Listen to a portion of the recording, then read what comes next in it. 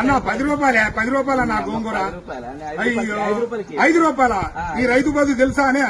ఈ రైతు పత్తి పండించినా, మిర్చి పండించినా, చెనక్కాయ పండించినా, ఏం పండించినా ఏం ఫలితం ఉంది ఆ రైతు కాడ? అరే రైతు బాధ తెలుసానే అన్నా? ఇది ఒకటి తెలుసా? రైతు బాధ తెలుసా?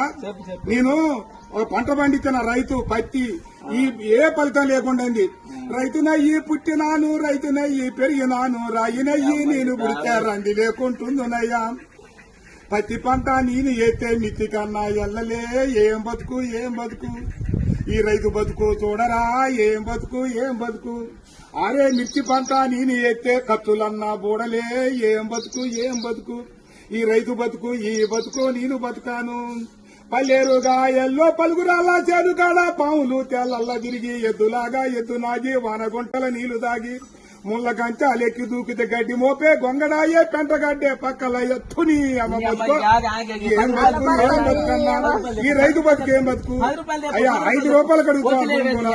6 నెలల బట్టి సాదుకొని నీ ఇంటికి వచ్చి బండి నీళ్ళు 5 రూపాయల కోసం అడుగుతావు. ఈ రైతు బతుకు ఎక్కడైనా చూసుకోలేవా? అయ్యయ్యా.